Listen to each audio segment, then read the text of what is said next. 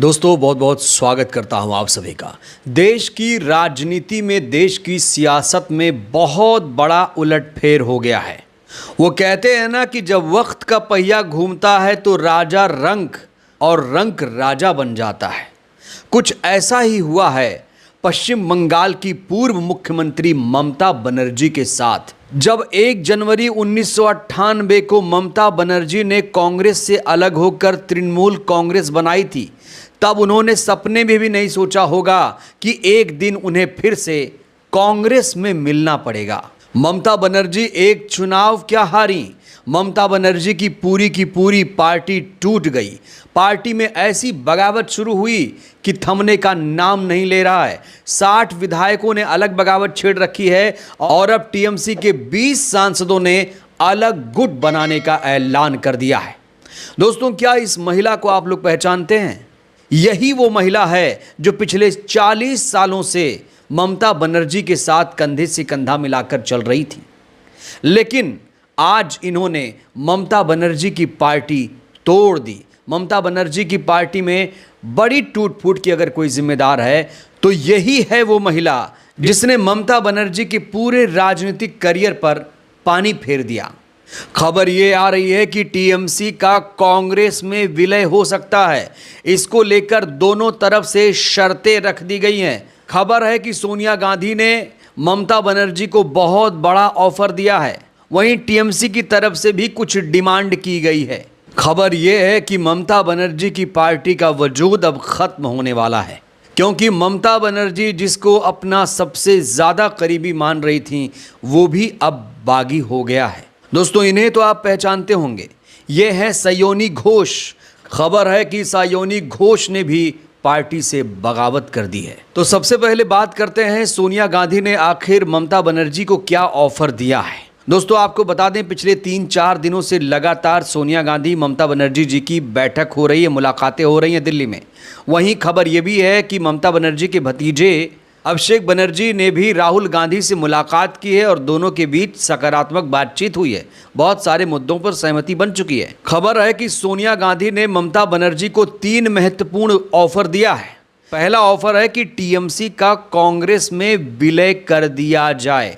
अगर ममता बनर्जी कांग्रेस में टीएमसी का विलय करती हैं तो ममता बनर्जी को कांग्रेस का उपाध्यक्ष बनाया जाएगा। विलय के बाद ममता बनर्जी के भतीजे अभिषेक बनर्जी को कांग्रेस का राष्ट्रीय महासचिव बनाया जाएगा। ये महत्वपूर्ण ऑफर सोनिया गांधी जी की तरफ से ममता बनर्जी को दिया गया है। वहीं टीएमसी की तरफ से भी कुछ डिमांड की गई है। जब अभिषेक बनर्जी ने राहुल गांधी से मुलाकात की तो खबर निकल कर ये आ रही है कि अभिषेक बनर्जी ने भी कुछ डिमांड की है। पहली डिमांड ये है अभिषेक बनर्जी की कि ममता बनर्जी को राज्यसभा भेजा जाए। दूसरी बड़ी डिमांड है कि ममता बनर्जी को राज्यसभा में नेता विपक्ष बनाया जाए। तो कहा जा रहा है इस समय दिल्ली में मुलाकातों का दौर जारी है और जो बातचीत इस समय हो रही है दोनों पार्टियों के बीच बहुत सकारात्मक है। जो भी डिमांड की गई है, कहा जा रहा है कि कांग्रेस वो डिमांड मान सकती है। वहीं जो ऑफर सोनिया गांधी जी की तरफ से ममता बनर्जी को दिया गया है, कहा जा रहा है कि इस पर विचार हो रहा है और बहुत जल्द ममता बनर्जी इस पर बड़ा फैसला ले सकती हैं। और अगर टीएमसी का कांग्रेस पार्टी में विलय होता है तो फिर इतिहास खुद को दोहराएगा। हमने आपको बताया कि 1 जनवरी 1998 को कांग्रेस पार्टी से अलग होकर ममता बनर्जी ने टीएमसी बनाई थी और जब 2026 में टीएमसी कांग्रेस में शामिल होगी, विलय होगी, तो उस दिन इतिहास खुद को दोहराएगा। दोस्तों, अब इस महिला की बात करेंगे जिसने ममता बनर्जी की पार्टी में बहुत भारी सेंधमारी की है। कहने को तो ये ममता बनर्जी की सहयोगी हैं। पिछले 40 सालों से ममता बनर्जी के साथ कंधे से कंधा मिलाकर काम कर रही थी। इनका नाम है काकोली घोष दस्तीदार। इन्होंने अपने राजनीति की शुरुआत कांग्रेस से की। 1998 में ये टीएमसी से जुड़ी। कहा जा रहा है ममता बनर्जी की ये 40 साल पुरानी सहयोगी हैं, लेकिन इन्होंने ममता बनर्जी के साथ जो कुछ किया ममता बनर्जी कभी नहीं भूल पाएंगी। टीएमसी में रहते हुए काकोली घोष दस्तीदार को बहुत कुछ मिला। इन्हें पार्टी में कई महत्वपूर्ण पदों पर रखा गया, लेकिन अब खबर यह है कि इन्होंने पार्टी से सभी संगठनात्मक पद से इस्तीफा दे दिया है और इन्हीं के नेतृत्व में एक नया गुट टीएमसी में तैयार हुआ है। खबर यह है कि टीएमसी के 20 सांसदों ने स्पीकर ओम बिरला को एक पत्र लिखा है और इस पत्र में सयोनी घोष का भी हस्ताक्षर है।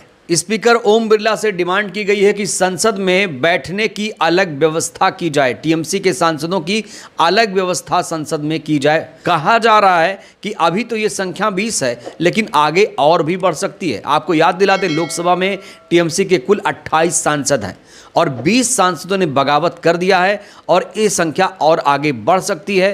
कहा जा रहा है जिन लोगों ने काकोली घोष दस्तीदार के नेतृत्व में बगावत की है वो सारे लोग बीजेपी में शामिल हो सकते हैं।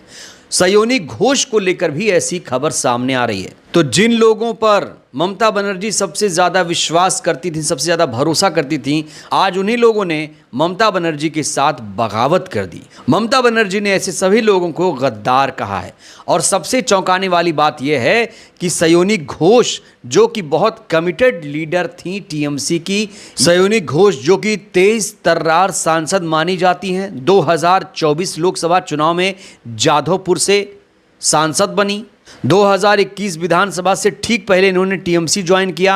ये प्रसिद्ध बंगाली अभिनेत्री के साथ साथ गायिका भी हैं और इनका एक गाना बहुत ज़्यादा वायरल हुआ था विधानसभा चुनाव के दौरान, मेरे दिल में काबा है, आंखों में मदीना है। जब ये गाना गाया गया तो इसको लेकर ममता बनर्जी कहा जा रहा है नाराज़ हो गई।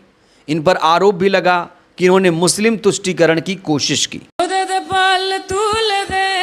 মাঝি হেলা করিস না পাল তুলে দে মাঝি হেলা করিস না ছেড়ে দে নৌকায় আমি যাব মদিনা ছেড়ে দে নৌকায় আমি যাব মদিনা দুনিয়ায় নবী এলো মা আমিনার ঘরে কাঁদিলে হাজার মানি খাসিলে মুক্তা ঝরে ও দয়াল মুর্শিদ যার সখা তার কিশোর ভাবনা মুর্শিদ যার সখা তার কিশোর ভাবনা আমার হৃদয় মাঝে কাবা নয়নে মদিনা আমার হৃদয় মাঝে কাবা নয়নে মদিনা।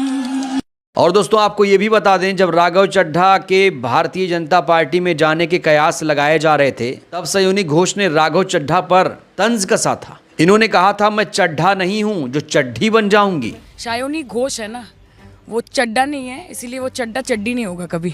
तुम्हारे पास ईडी सीबीआई है, करोड़ों रुपए हैं और बहुत क्षमता है आपके पास, यू हैव पावर, पर हमारे पास एक ही हवाई चप्पल और सफेद साड़ी वाली ममता है। लेकिन अब खबर ये आ रही है कि जिन 20 सांसदों ने अलग गुट बनाने का ऐलान किया, जो 20 सांसद कहा जा रहा कि बीजेपी में जा सकते हैं, उस पत्र पर सयोनी घोष का भी हस्ताक्षर है। बड़ा सवाल, क्या सयोनी घोष भी भारतीय जनता पार्टी में शामिल हो जाएंगी? दोस्तों ये बहुत बड़ा सवाल है। और सबसे बड़ा सवाल ये है, क्या वाकई अब टीएमसी का विलय कांग्रेस पार्टी में हो जाएगा? और कहा जा रहा है ये सिलसिला यहीं नहीं रुकेगा, आने वाले दिनों में और भी पार्टियां टूट सकती हैं। कहा जा रहा है कुछ और भी बड़ी पार्टियां, क्षेत्रीय पार्टियां खास तौर से आने वाले वक्त में टूट सकती हैं। अब उनके टूटने का स्वरूप क्या होगा, शर्तें क्या होंगी, ये तो देखना होगा। लेकिन फिलहाल टीएमसी का वजूद दोस्तों मिटता हुआ दिख रहा है। वो टीएमसी जो कांग्रेस से निकली थी आज उसी कांग्रेस में वो समाने जा रही है। बहरहाल दोस्तों इस वीडियो में इतना ही। क्या लगता है, क्या टीएमसी का विलय कांग्रेस में हो पाएगा? अगर टीएमसी का विलय कांग्रेस में होता है तो क्या ये देश की राजनीति के लिए सही रहेगा? और क्या सयोनी घोष को बीजेपी में शामिल होना चाहिए? राय दीजिएगा। धन्यवाद।